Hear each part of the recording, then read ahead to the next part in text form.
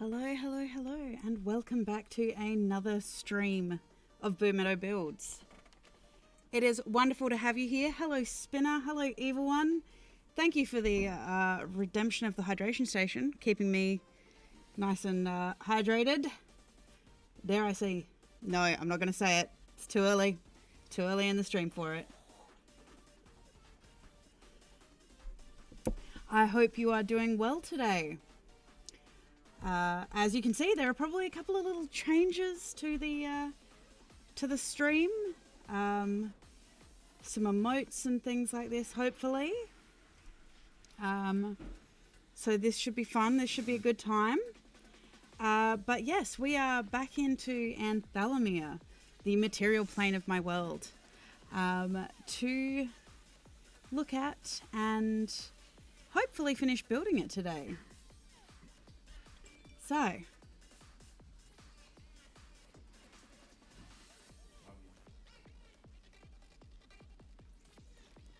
So yes, we will jump in and have a look. Everybody should hopefully be getting channel points, so there should be some redemptions and things like that in there for you. But yeah, we should be able to get started.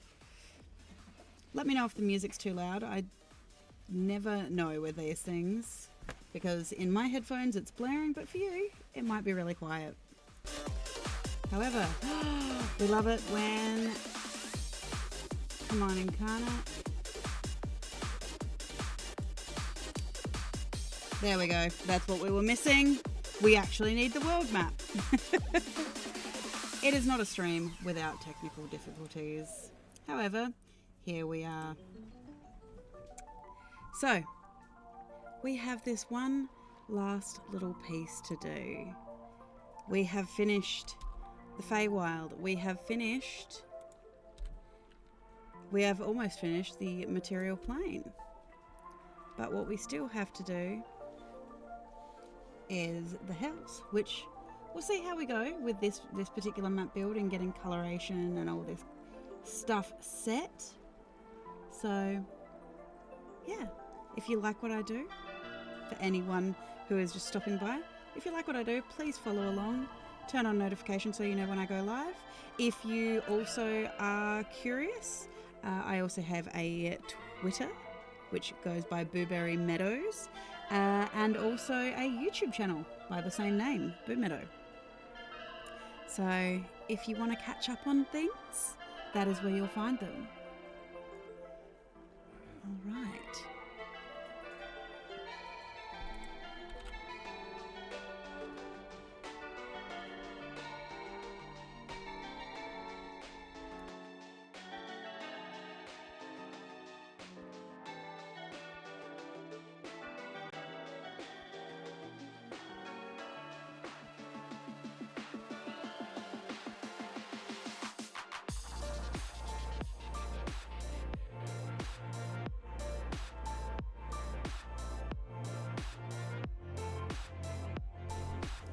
So,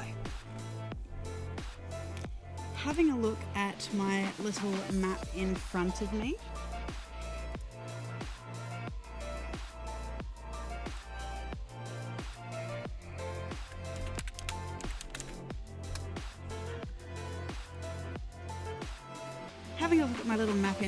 we do have a couple of different colorations. So this was the old map for the previous game. And I'm actually changing it over so that it's taking on more of this. Obviously, Incarnate went through some updates, and so their assets look a little different. They look a little more refined. And so I wanted them to kind of like have a bit more of a consistent look. As you can see with these two maps, I've had to go in and I've hopefully color matched, also size of brush matches and all this kind of stuff, making sure it's nice and consistent. So yes.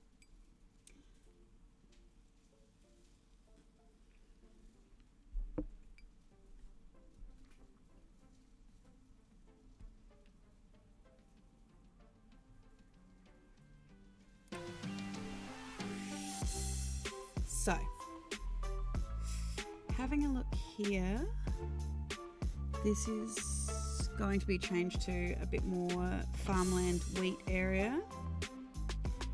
And we're going to have very dense forest up here, as is already depicted.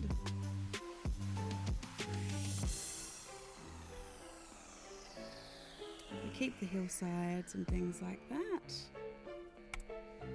So, first things first actually, what I'm going to do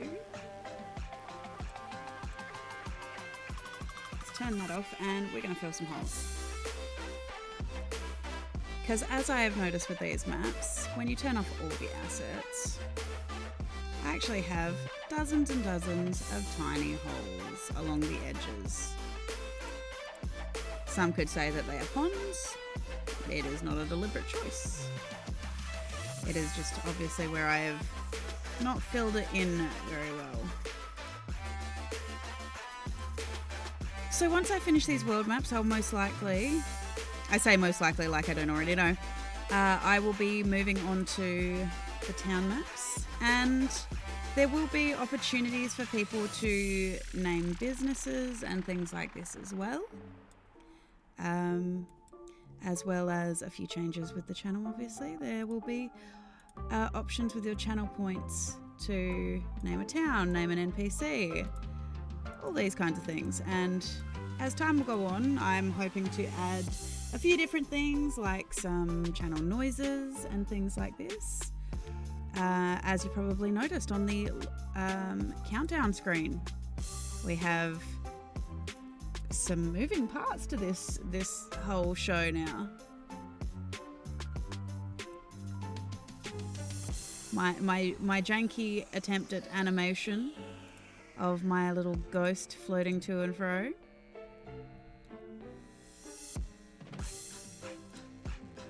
But how about you guys? How's your day, wherever you are in the world? Be it morning, evening. Have you had a good day? Have you drunk enough water? Are you looking after yourselves? Because those things are always important.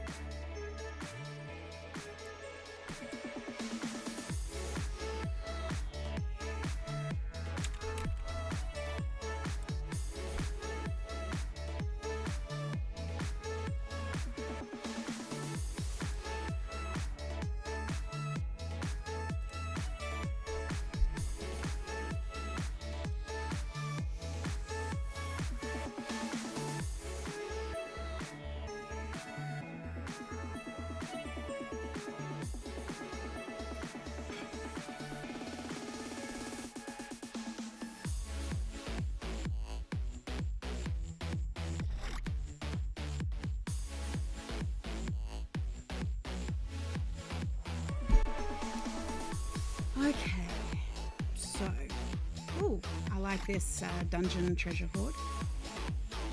Sewer tiles. No, what we're looking for is this one here, I believe. Make sure it's on the foreground. Size is okay. Opacity, we might change it to 0.5.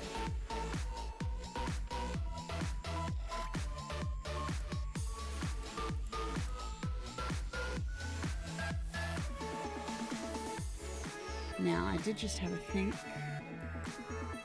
That's going to be far too big.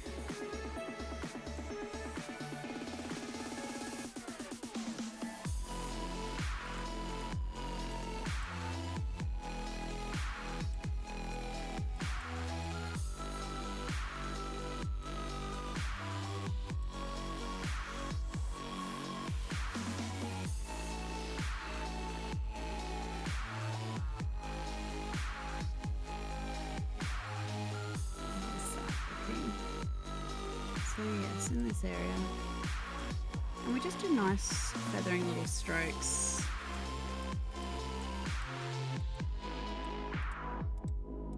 So there's a nice bit of blend.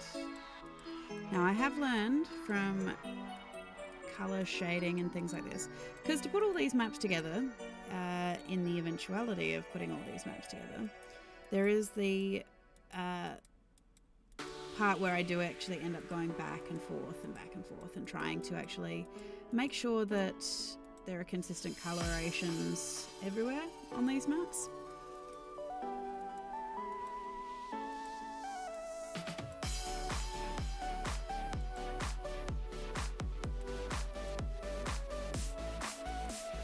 Because we do want it to be consistent.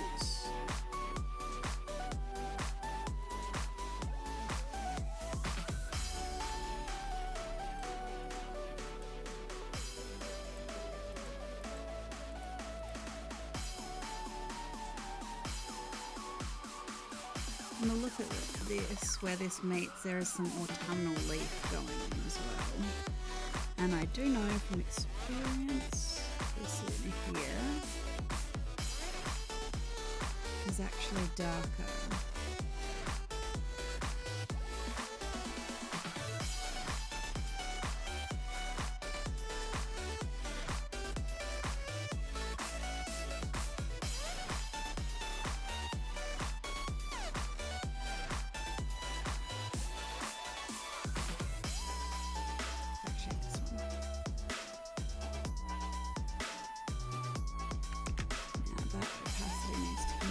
Further, I think.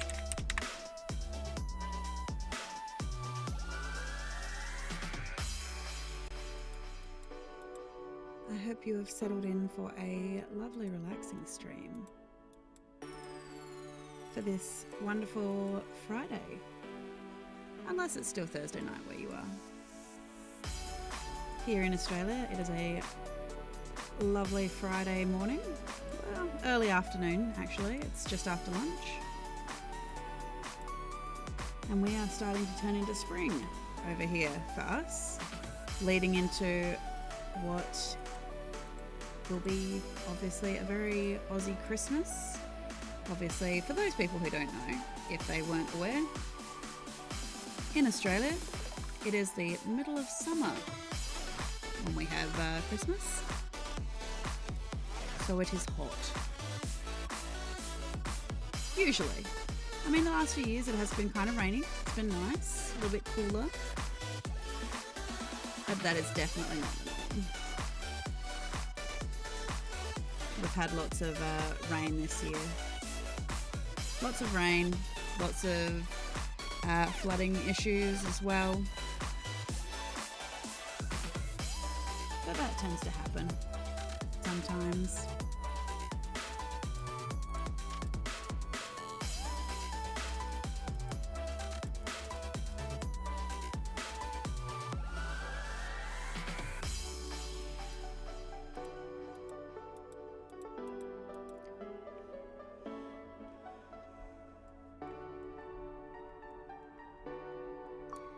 Now, the one thing I did notice from the previous map, or at least from the map that I have in front of me,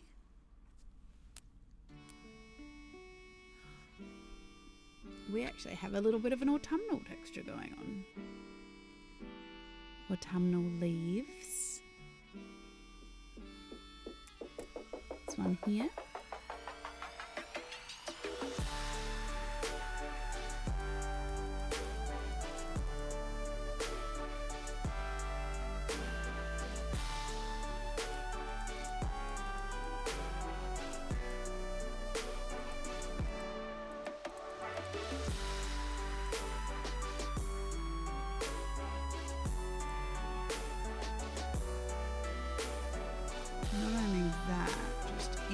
retrospect looking at this.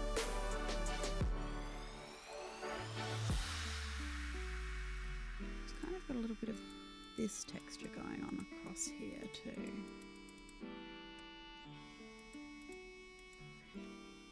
This is the part of map building that becomes difficult for me. Trying to make sure that all the pieces of these big maps that I build match.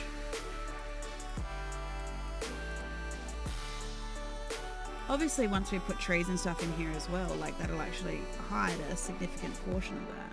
So.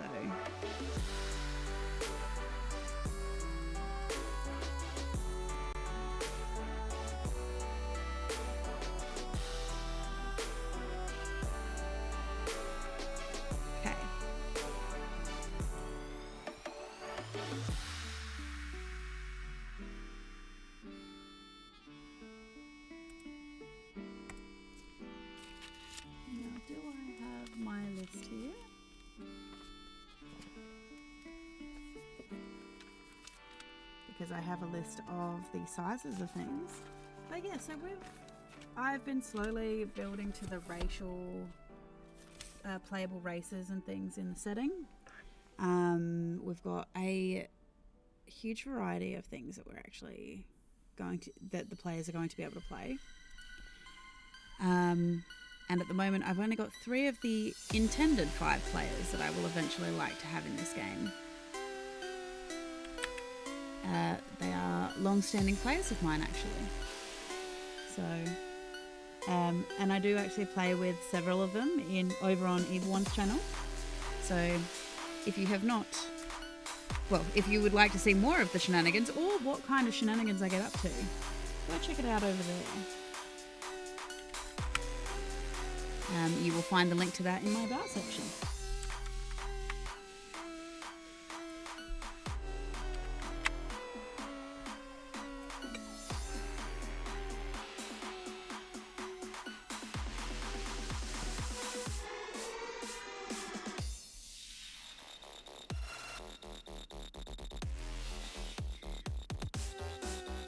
So this place that I'm building now, in the previous setting of the game that it was played in, which was roughly about 1,000 years before the events of what will eventually be this game, this area was known as the LUS, or the Loriadoran Unitary State, with this line here being the border into the Wildlands. The reason that these areas became known as they were was after the ascended gods saved the world and saved its people from certain imminent death. They recreated this. They created this world for the people of their old homes, but obviously they were very scattered and very separated. And not long after the event of the Starfall, which created the Starfall Islands in the LUS,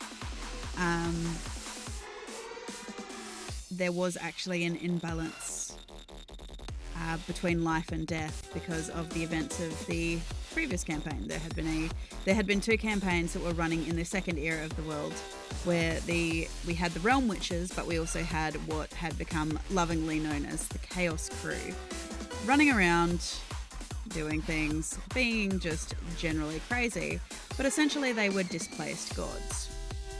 And this happened because an alchemist in the world had loved his daughter so much that but she had been dying of a very tragic illness. She was one of the Kalashtar. Sorry, they were part of the Kalashtar race. And he, after losing his wife to the same disease, he had decided that he wanted to try to save his daughter. And he had worked with a god that many had learnt to call the Draco Protectress. He was the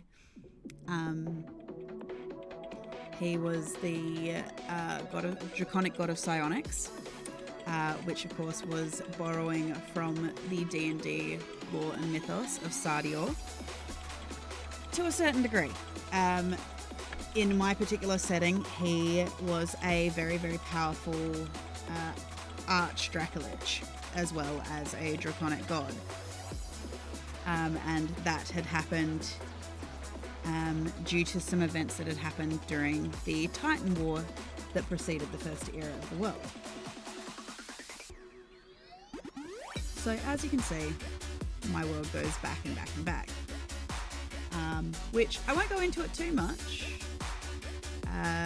unless it is something that you are interested in. Because, oh god, there are layers upon layers in my world lore.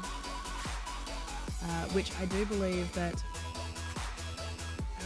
if you subscribe to my channel, not that you have to, I would never ask anyone to spend the money if they don't have it. Obviously look after yourselves first, but if you have a couple spare dollars or whatever and would love to support me, you can now subscribe to my channel, and you can get some custom emotes and things like this as well. And I believe one of those is a lore dump. So, so yes. But obviously, with full caveat, only subscribe if you can afford it. Look after yourself first and foremost. That is, above all, the most important thing to me, that you are looking after yourselves, that you are happy, healthy, to the best of your ability, obviously. Because I know that some days it is hard to feel like that is always easy.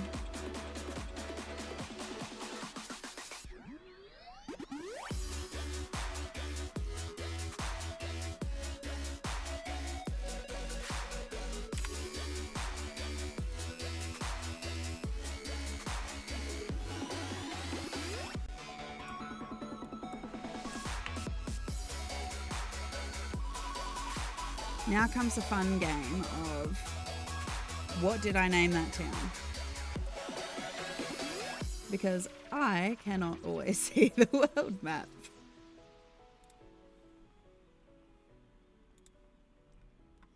And I cannot necessarily always read this because I'm the layer that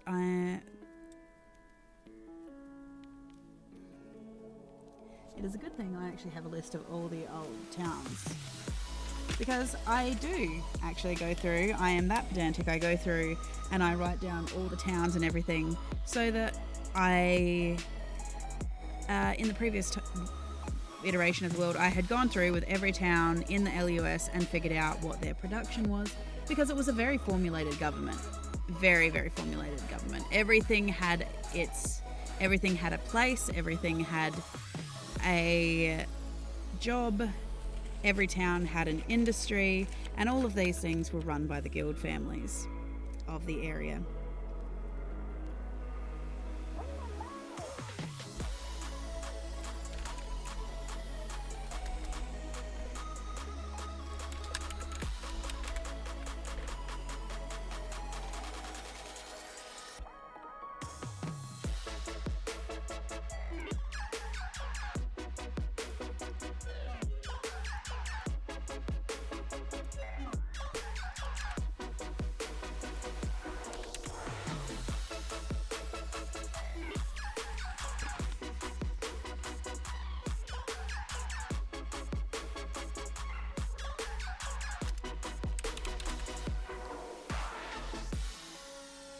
And a big part of the reason I ended up going through and making these lists is to make sure that I don't have two of the same town name, which I know does happen in the world. It is not an unusual thing that to have multiple towns named after things. It's just, I mean, the reality is, will the players ever go there? Probably not.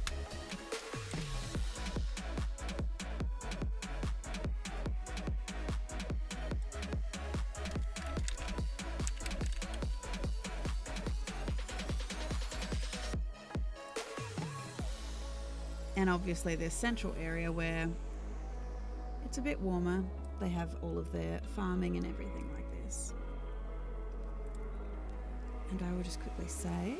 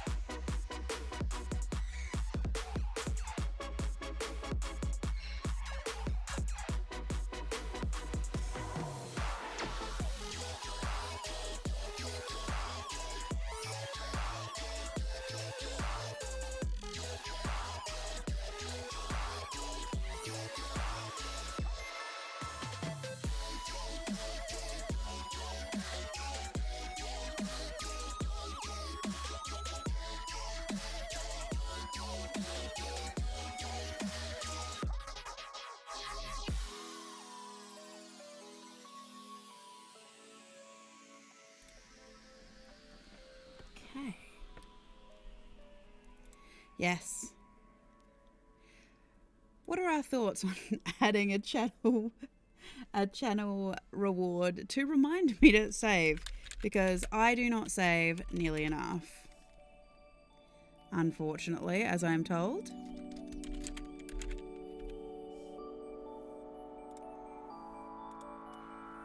So yes, I'm planning on going through with all of the races and everything like this. And just having this huge variety of races. Do I think my players will play them? Probably not. But if it is not ridiculously apparently obvious, I like detail.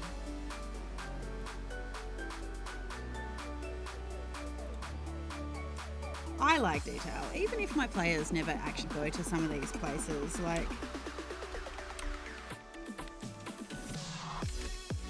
yeah, even if my players never go to these places, I love this aspect of world building. Like, I have these stories within stories of like, what is the story of a place? And this is one of the reasons why I love letting my players have a whole heap of their own kind of free reign with it, just because, yeah, I like my players getting to have their free reign with their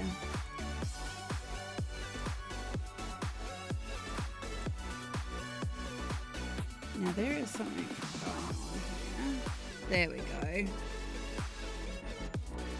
Yeah, I like them to have enough of their own free reign so that they can dictate the world in which their character lives, you know, because as I've said before, they are more likely to remember the lore, the mythos, the, you know, of a town that they're a part of, you know, if they are the ones kind of having a hand in its creation. You know, if something won't work in my world for a particular reason, because of a story element or something like that, I will obviously turn around and say, well, this just isn't possible for this setting. But I do try within the best of my ability to, you know, give everyone what they're actually seeking for their characters. Within reason, of course.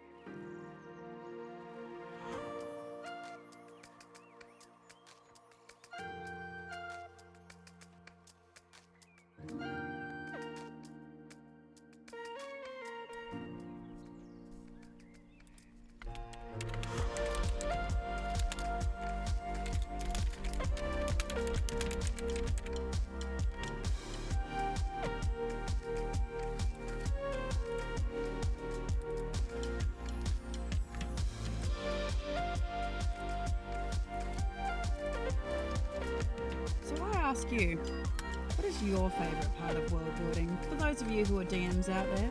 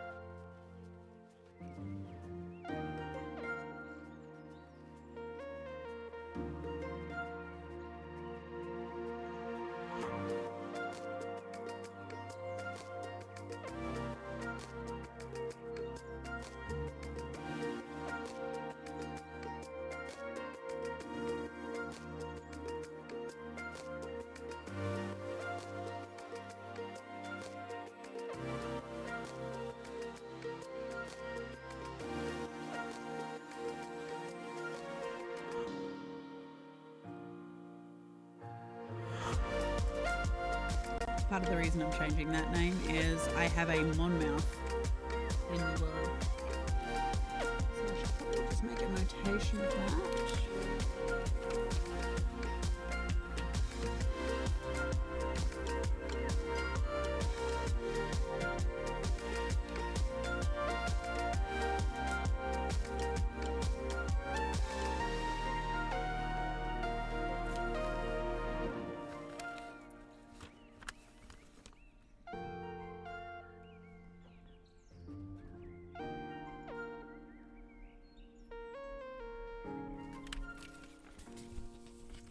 Yes, always, always, always. If you make changes, make the notes of those changes. If you're doing if you're using a certain consistent style for your maps, write down what it is. If you change the colors of tokens, write down what the values of that is. Just because all of that stuff will help you, especially when you're doing big pieced maps like this. It will help you. Now, I know that this is not the only way that you can do these maps. You can actually do them all on one page. But I like to be able to make this really... I like to be able to resize this map and it not be blurry as I grade it up and down. Now, obviously a big part of this is you can actually save the maps at a higher resolution, which of course I do. When I do have the maps complete, I do save them at 4K.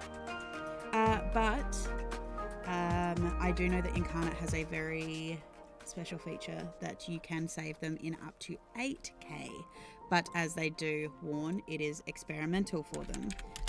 So make sure you save before you do any of this stuff. Otherwise, you might lose. And they do actually prompt you to save, just in case it goes wrong. Which, you know, is very nice of them.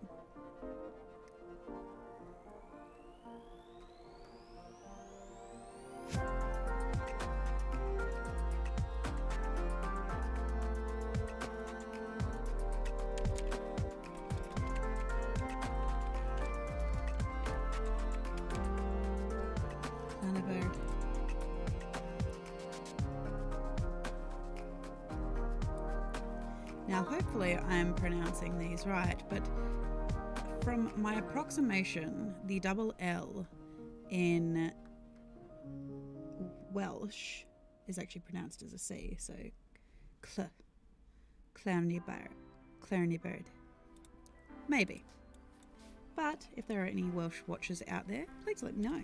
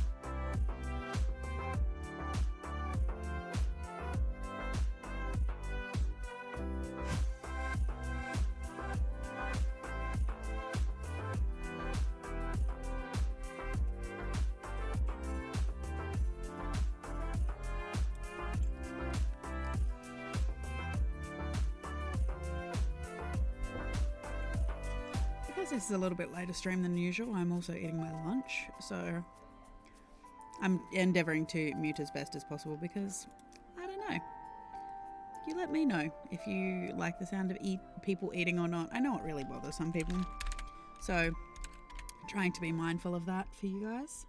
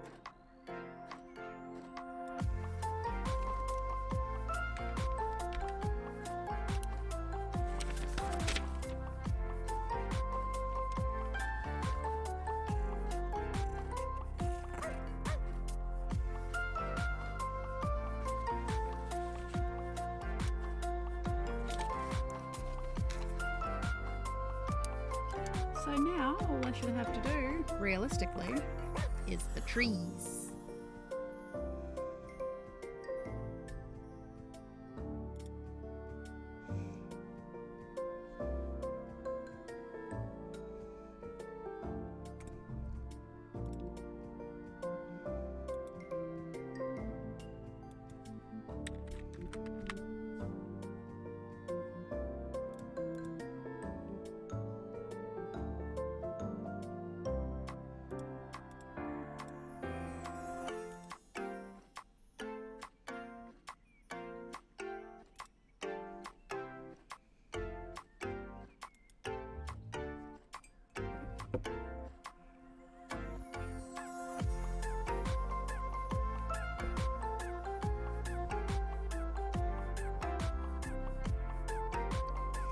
We are hunting for some trees.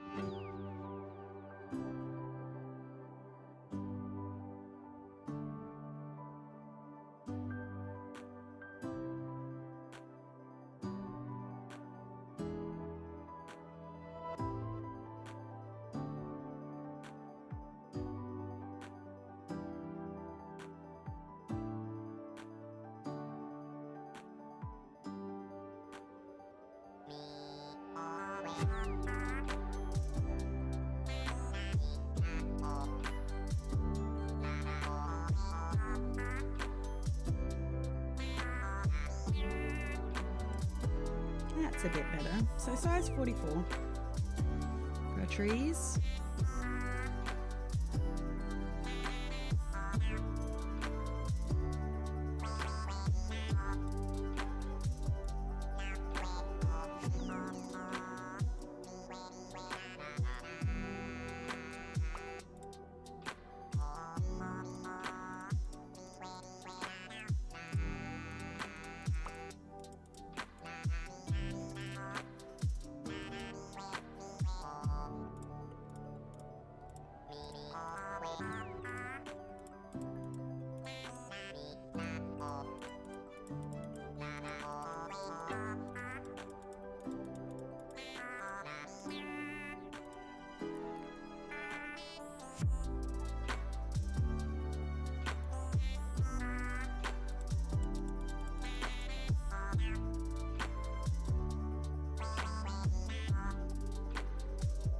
Forty-five is probably too many.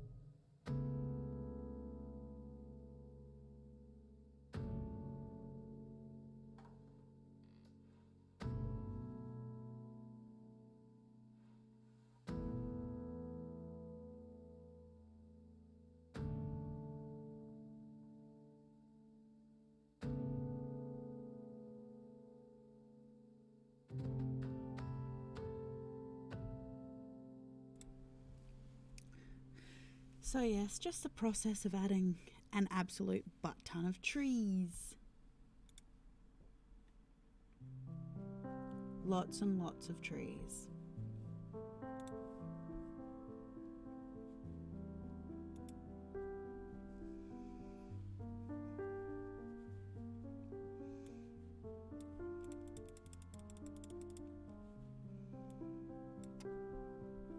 But it should mean that we'll get this map done relatively quickly with all the trees. And for my friends out there who will be playing in the game, there is a variety of different biomes for those people who do like to do the hunting and gathering. Because that's important too. It's not always about killing all the big monsters.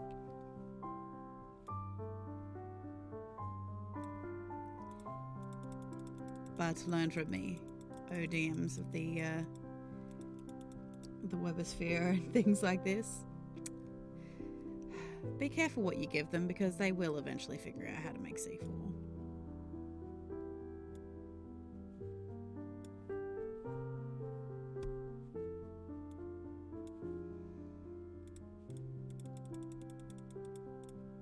Hello, Tide Runner Gaming. I was just saying, I have put a variety of different biomes in.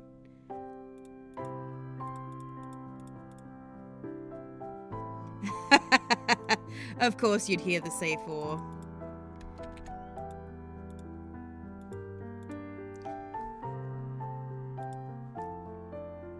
When in doubt, make C4.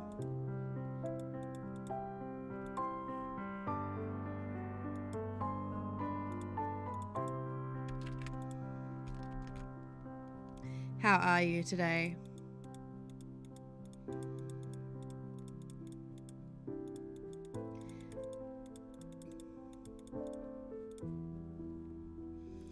Hey look, Tide Runner. It's telling me to save. It's telling me to save. I'm really good today.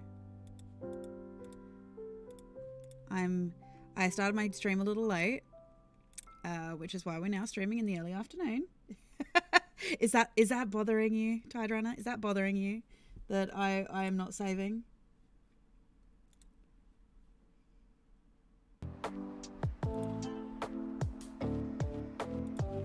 Is that bothering you?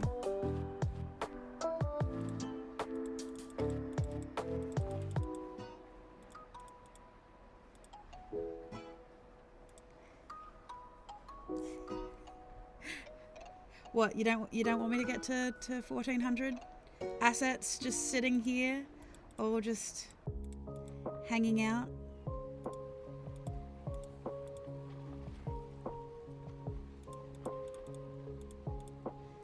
Here, I'll do it just to save your anxiety.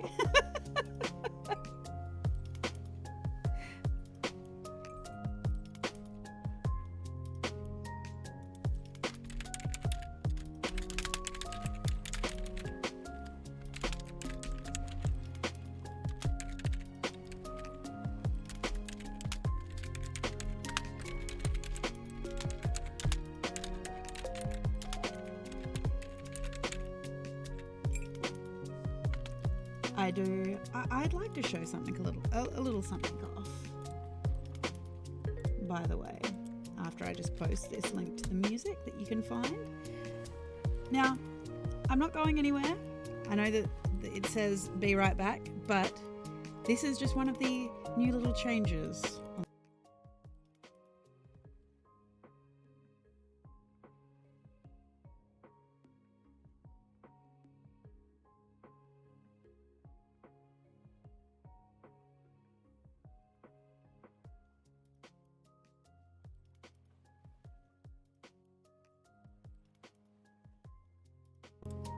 Yes, I am no master animator, but I am proud of my little floaty ghost. Exactly. I did think about putting one on this particular channel, but like on this page that you see, but I didn't didn't really, well, I might do that in the future. Do a different one, maybe.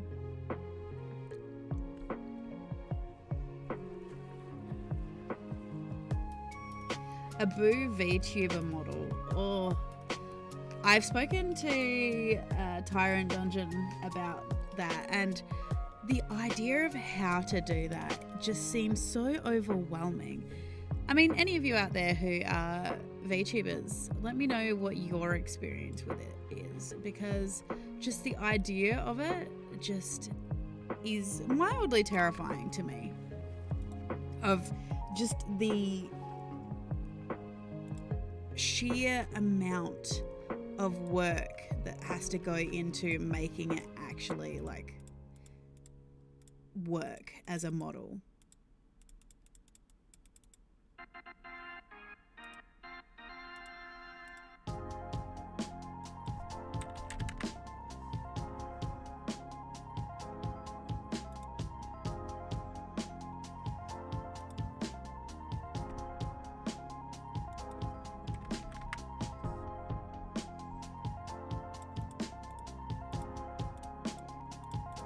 Yes, if you'll give me a minute, Tide Runner, I will actually send you some stuff in Discord just to show you.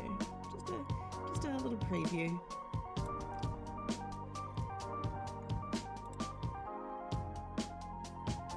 Of some of the things that I've done.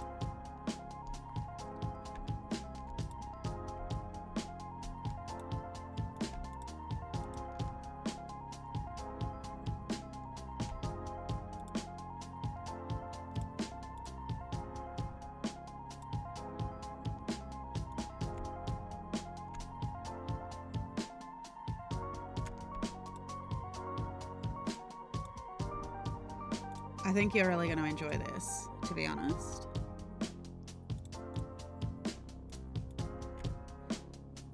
Sending you all the things.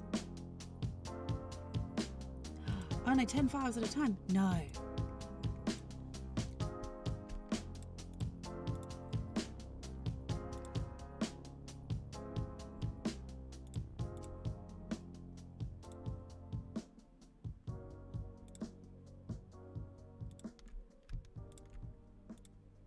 Fine, I'll send the first lot and then a second lot.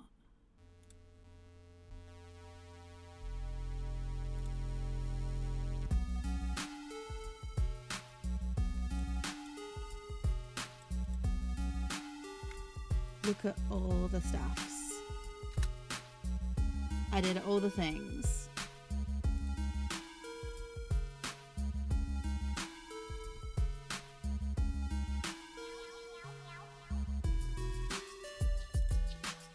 Yes, I've done all the things.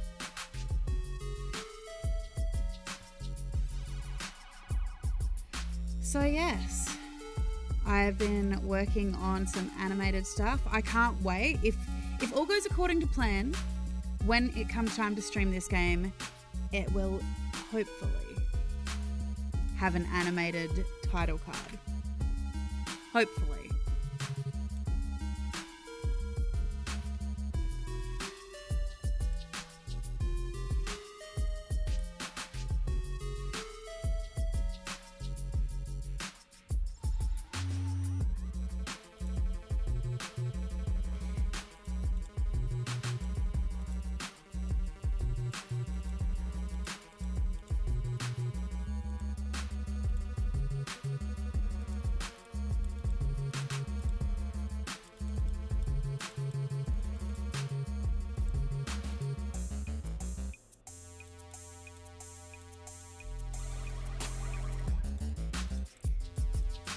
For those of you who have played games a little more than me, I'm pretty sure this is a Mario song.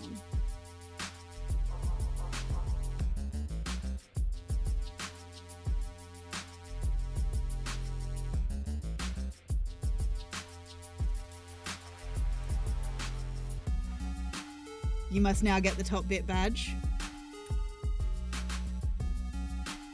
See, little chaotic, shiny dice gremlins and everything.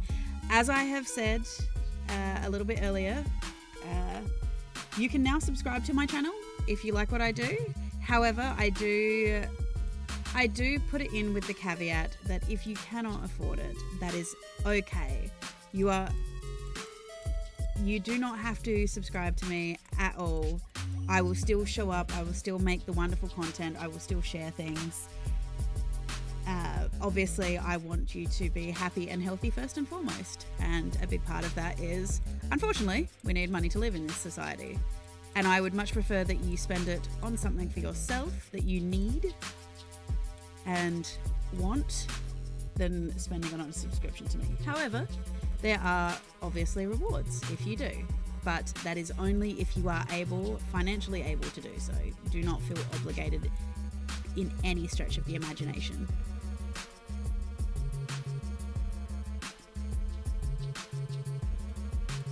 Yes, very excitingly, last stream on Wednesday night, we did hit 50 followers, which is absolutely still, 2 days on, mind-blowing to me that 50 of you like what I do enough that you want to follow me and, get more content like this. So thank you so much. And obviously, I do end up wanting to reward you guys back for wanting to be here. I love being here so much. I love sharing my worlds with you. I love sharing my lore with you and my content. And obviously some of the wonderful moderators of this channel are going to be in the games that I run. So obviously, absolutely love that you are here.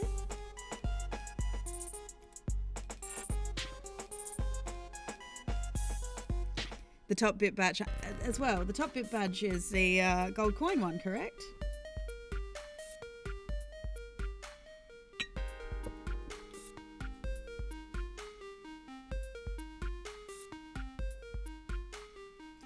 Oh dear goodness. That would be...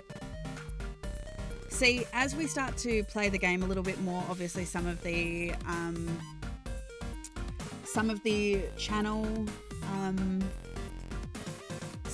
channel rewards will alter and change as well, because obviously I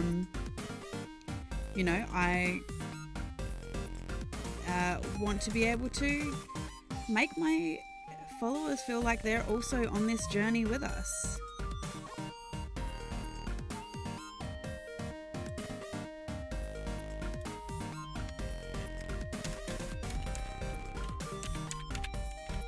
I believe that a couple of the channel options as well, if you save up your bits and everything, you can actually name businesses. You can... No, that is not one that you will get. That is the last thing you need, Tide Runner.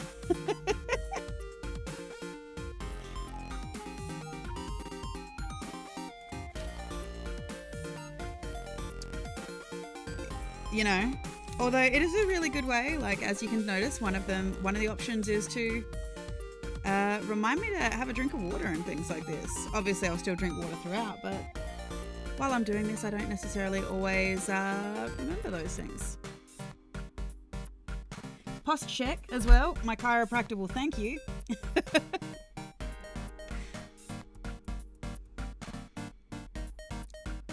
Yes, that is another thing that I don't always do enough of that I should, which is correct my posture.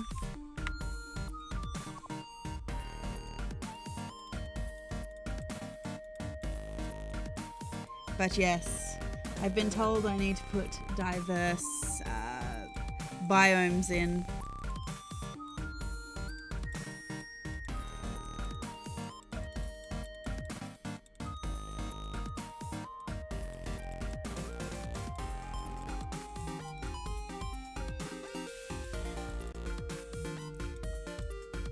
It's almost like you couldn't find all the ingredients you needed for everything all the time, Tide Runner.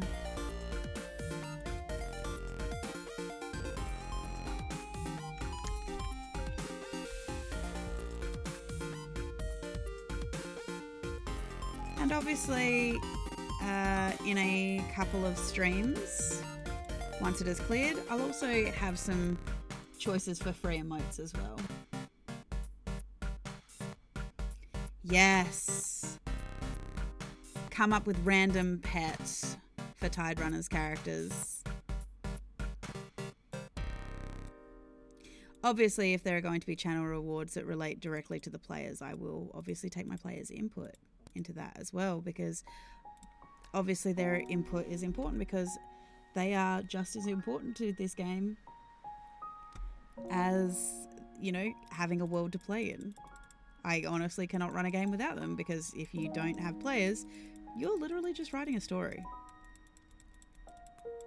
I suppose solo campaigns are a thing. I know that Ginny D has spoken about doing solo campaigns on your own, just playing through, you know, kind of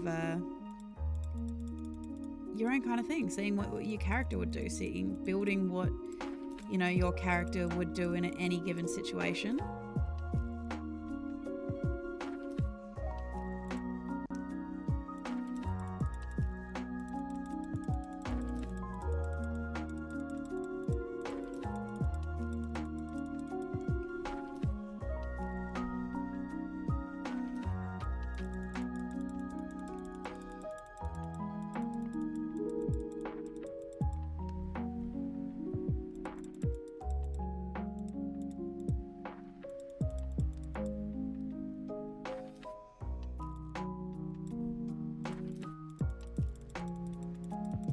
Well, Shadow War, yes, but also crazy travel mates who are a little bit trigger happy and nervous.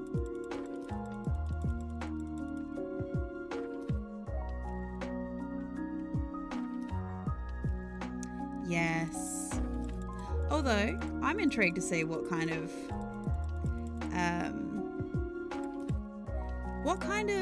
channel rewards would you like to see? It wasn't completely unwarranted, but it was also not entirely the DM's fault. We did just have some members of the party who were a little on the nervous side. It didn't help that in character, one of the newest additions was told to beware of ninjas, but was never really clarified on what exactly a ninja was. And so whenever ninjas kind of came up, he ended up panicking, and, you know, because he was told that they were very dangerous.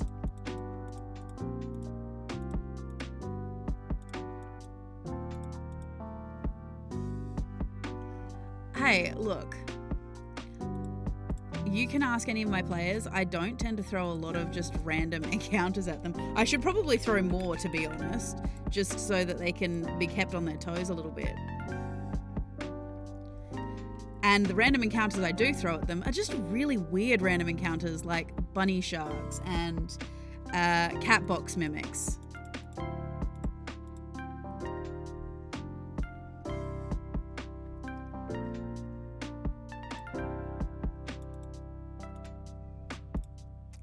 Just bear with me 1 second. I just have to mute myself. I'll keep the music running, and I'll come back to that spinner. Just give me 1 moment.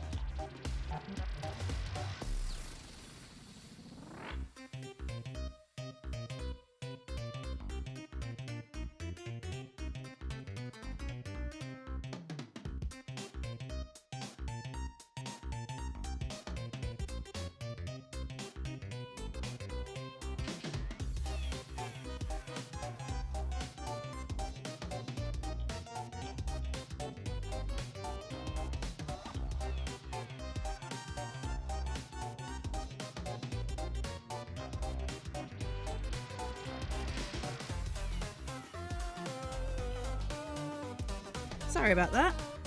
My mother rang. Which, of course, I couldn't not answer, but at the same time, it is a little hard to get her off the phone when she starts talking. But we got there. We got there. But yes, Tide Runner, yes, the cat box mimic, which pretty sure you actually borrowed the idea of it and tried to get your players in the game to engage with it.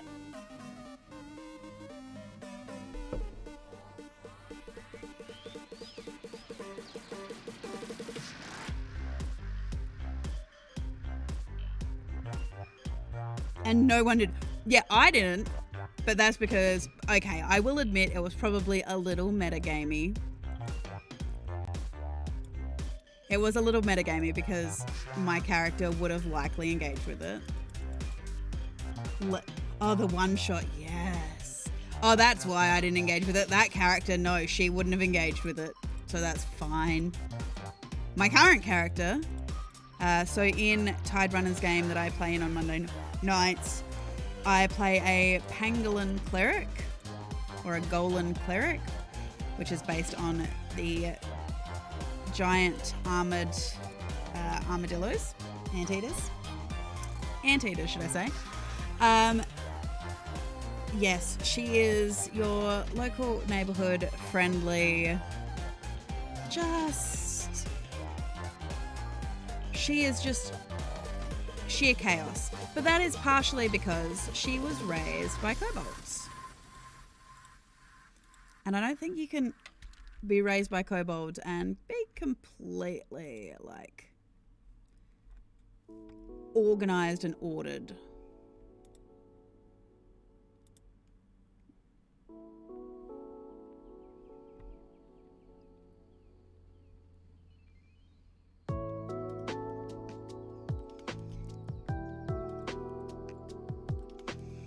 Obviously, if more and more people end up following as well and things like this, eventually I may consider opening up a Discord, if that would be something someone's interested in, to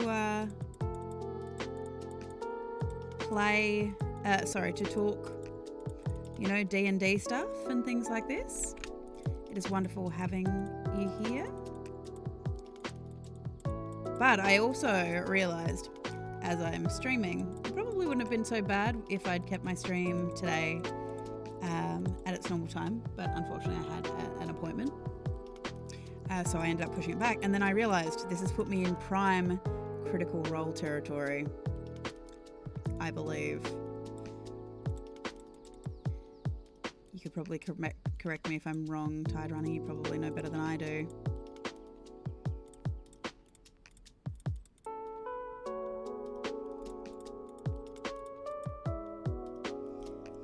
Because obviously, you know, for us in Australia, Critical Role ends up streaming on a Friday. Oh, on Friday evenings. There you go. Well, so that's not so bad then. But there is also the fact that, obviously, people got to work, yeah?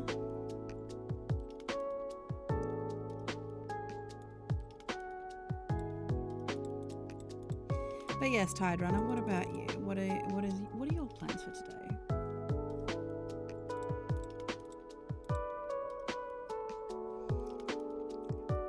See, my fun just doesn't stop. At least I get to enjoy this wonderful little moment of time out with you, because once I finish this, I have to go do, you know, your generic housework stuff, doing the dishes, washing clothes. So this is always a nice little break for me to come here, relax, and enjoy sharing this with you guys.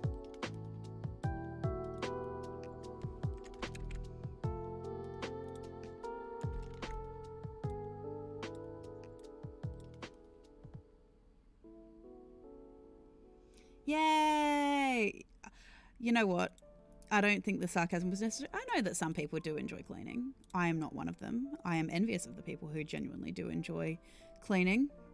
But I could not. I know. Unfortunately.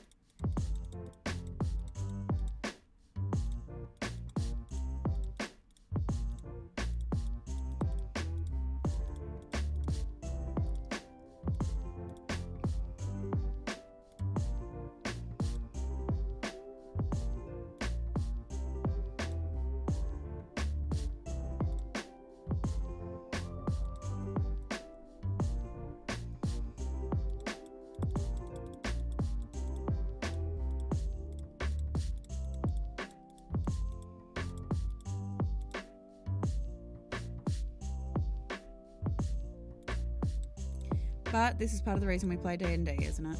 Or just tabletop games in general, is to escape the realism of life. Although, I do know that there are some crazy people out there that enjoy doing things like power wash simulators.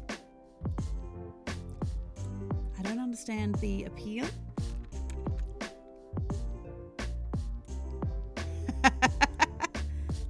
Oh, do you know someone like that? Is it a good game?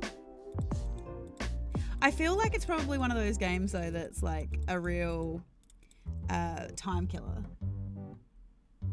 Zero physical effort. Well, that is true.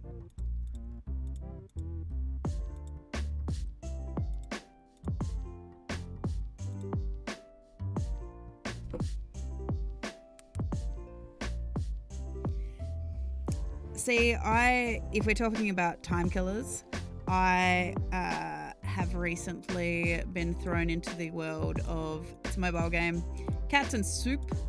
I'm not sponsored, obviously. I just need to say that. Just in case anyone did wonder, I'm not. But it is a fun little game of literally cats making soup.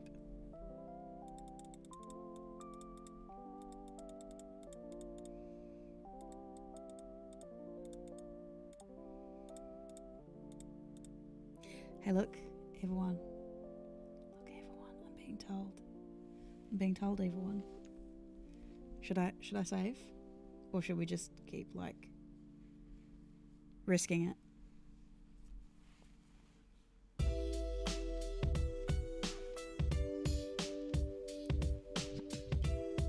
Should we risk not saving?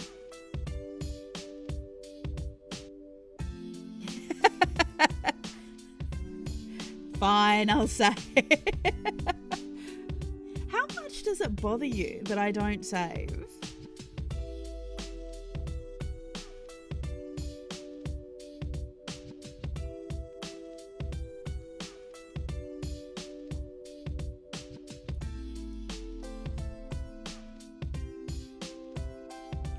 There we go, all saved up.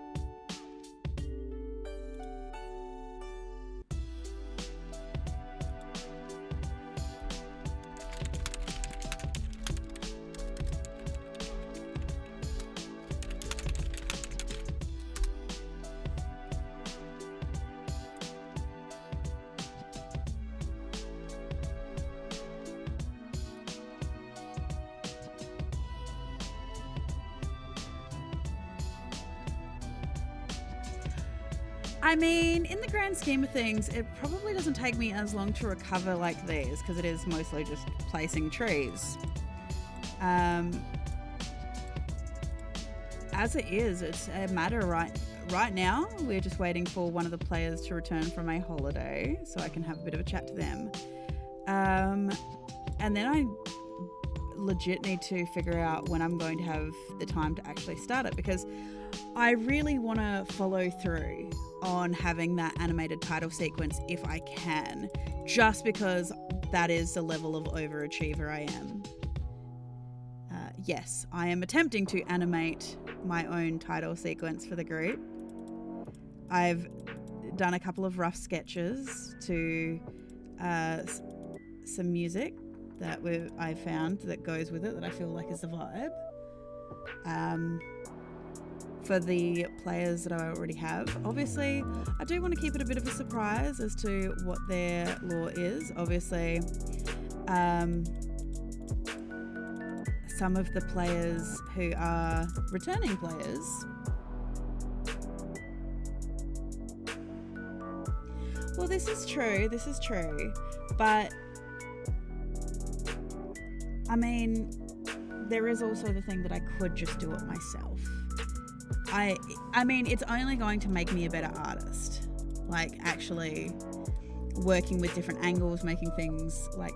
Because if you noticed about your particular character, the full body picture that I did for them has ended up looking a little bit more on the realistic side, and I'm hoping that I can pull off that kind of realism. To a certain degree. I think I'm going to still go simple style shading, though. Instead of my normal blending, because normally, for anyone who doesn't know, my normal kind of art style tends to be very chibi-fied, and you know, because this time around, obviously I'm going to have it for my players who are playing in my game and things like this. I actually want to try and do something that is semi-realism for them, which is hard. Some of them are really it is when it's more of the anthropomorphic styled animal kind of species. I'm trying to get better at saying species, because I feel like species covers that a bit better than race and all of the connotations that come with it. You know, but some of the less humanoid species are going to be interesting to animate or even draw. I'm really interested to see if anyone's going to pick like a race that has like floaty elements, like the Nidarians, which would be really cool.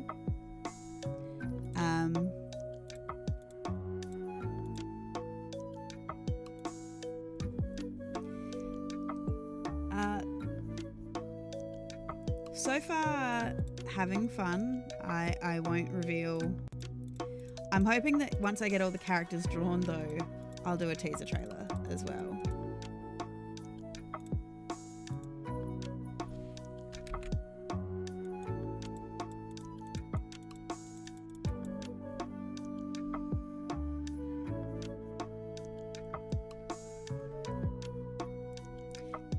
And yes, Tide Runner, I'm aware I could have gone to Fiverr. However, we both know what a ridiculous overachiever I am.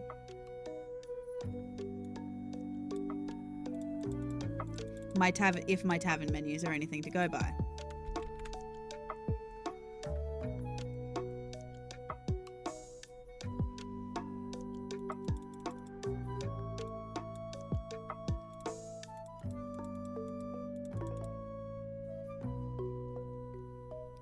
Yeah, well, what will ultimately decide it in the end is my other work commitments.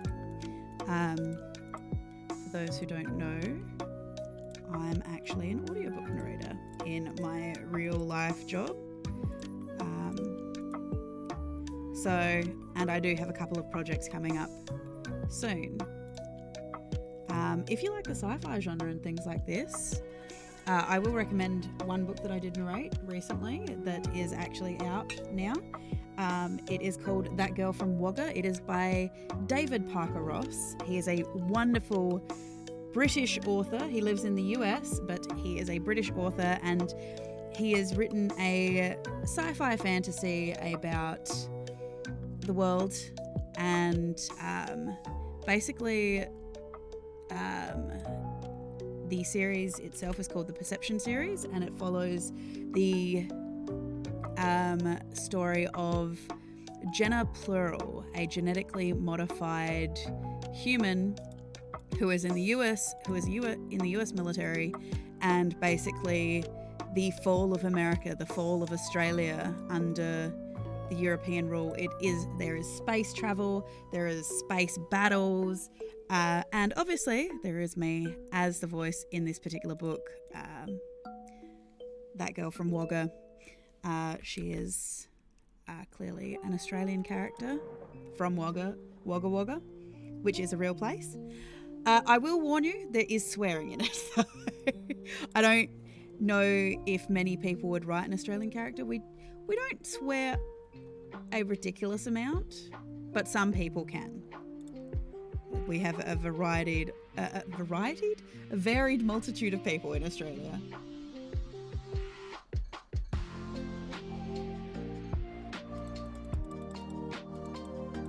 Thank you for the reminder. I thought about making that a channel point thing just for you, Tide Runner.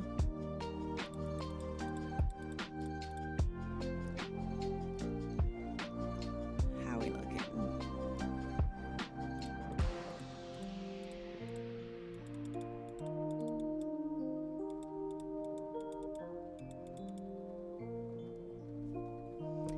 And the weird thing is, if you actually go looking for that book, you'll actually find my my pseudonym, or even, dare I say, my real name. It's out there. Well, you don't have to pay money. The thing with channel points is the more you engage and interact, you actually get given channel points by Twitch itself.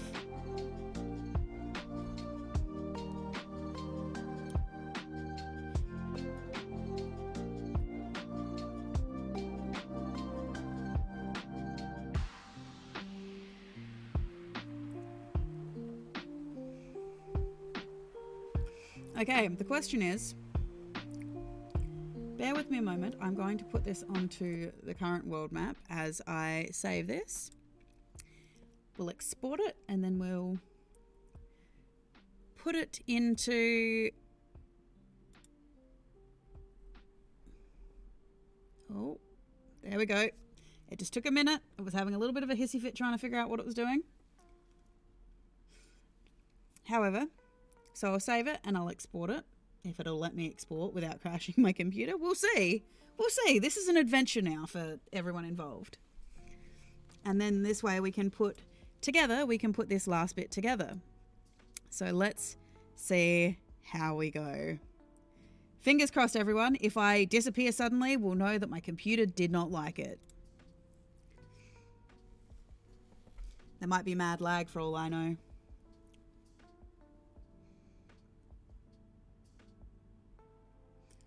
So far, it would appear that the CPU is holding up. It's all good.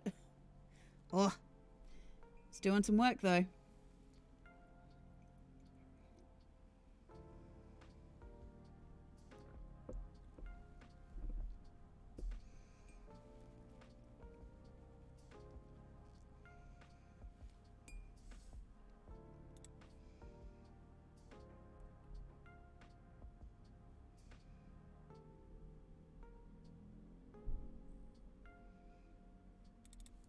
Make sure I save it all the right way under the right names. Does anyone else do that? Like have very specific ways that they name their files?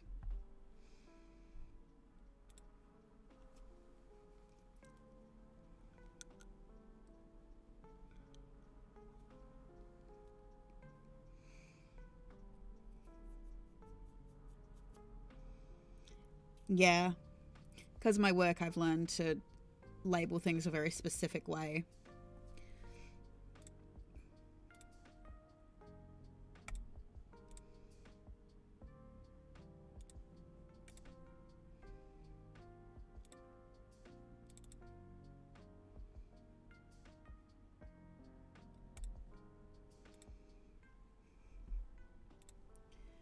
Okay. It's just saving this. Taking a moment, because this is something Incarnate will let you do, bring in your own assets.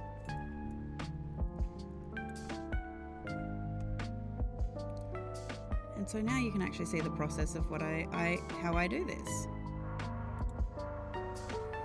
Because now comes the really, really fun part where I get to try and be really pedantic and actually line up all of the coastlines. And coloration. Ooh.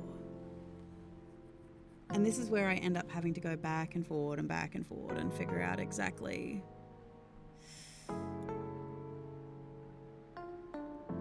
because I like though that I did manage to get the farming area. That was good. Because obviously this is a stamp, it's not like a cut image. As you can see, all of the names and everything are a lot harder to read now because it's obviously been loaded at a lower quality of to basically be able to edit it. However, the coastlines look good. What about this one up here?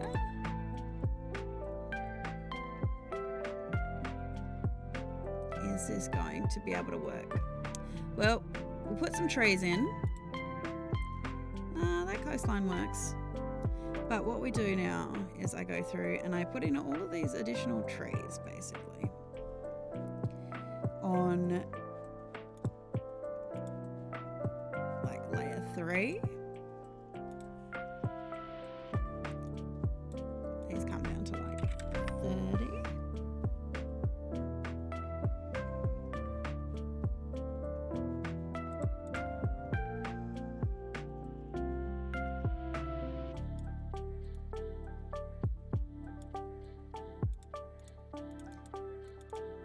And we'll see how much I can actually blend them.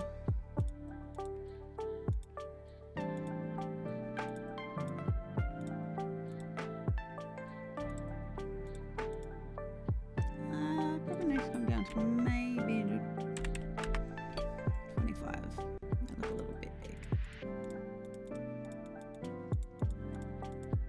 So these trees, because they're on this map, will stay there. So if I go in and color correct that a little bit, I think maybe it does need to be a bit greener because it's a really obvious line. But then, yeah, this is basically what I do. I come in and I start filling in trees to blend the two areas here. So you don't see the really obvious line between them.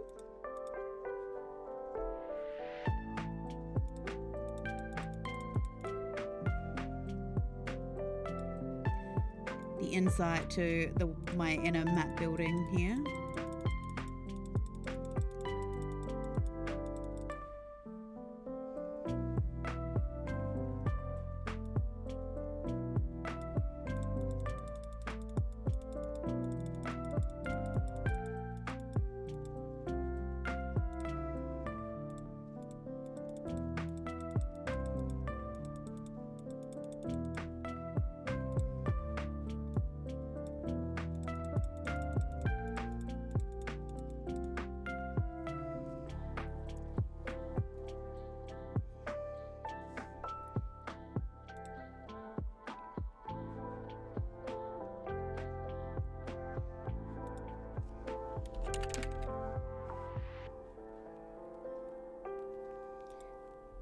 I do that,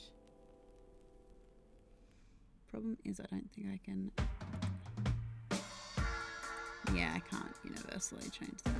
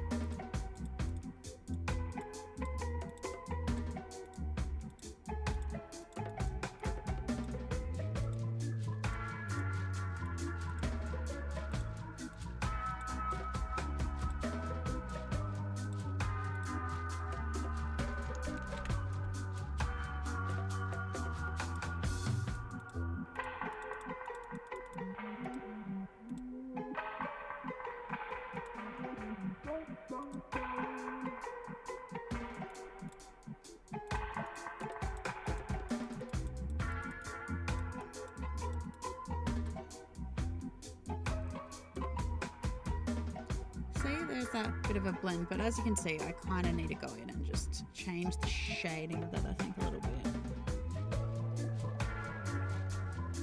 And this one obviously is way too green.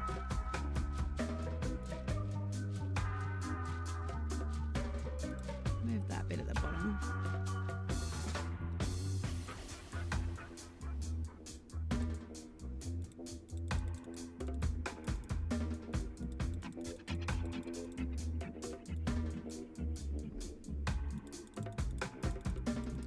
But essentially, apart from a few colouring corrections, it will mean that this map will, in essence, be done today. So next time when we come in over a week, because I am actually taking some holidays this coming week, so I will actually be back in a fortnight, but we will be jumping into Nethreg, which at this point in time, I have not got any names for or anything. We are starting with a completely unsettled part of the world because we have never really ventured that far.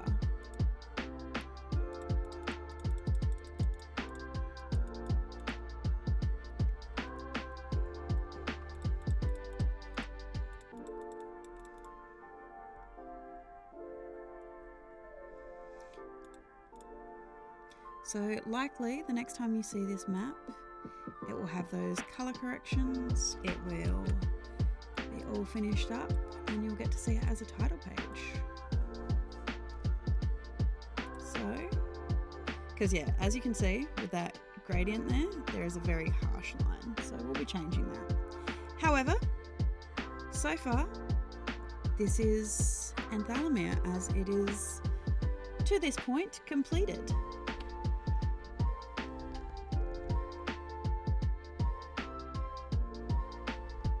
Do one final save, just to save poor Tide Runner's heart from stressing. But yeah, so this is the material plane of Anthalamyr, which is one of the 3 parallel planes.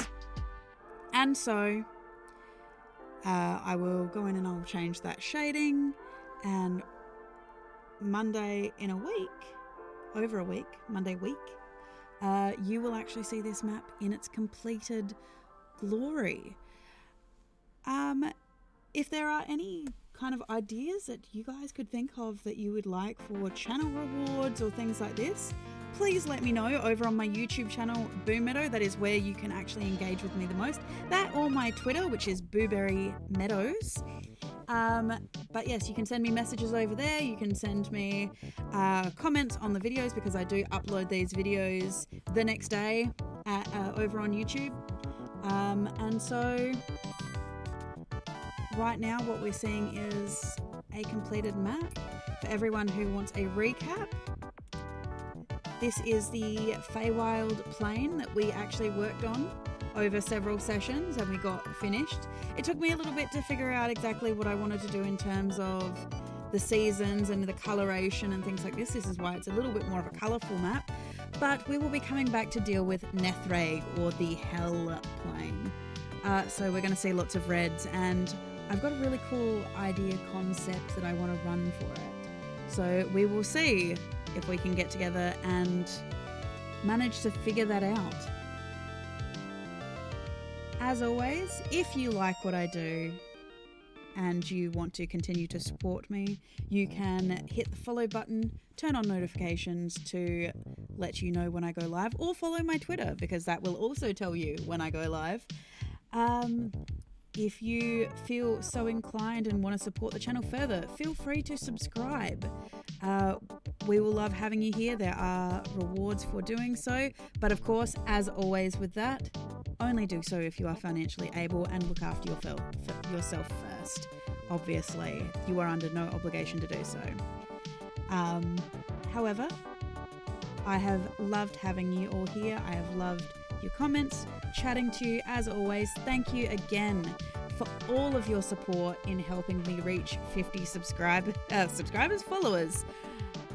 And I will actually see you in a fortnight for more Boomeadow builds.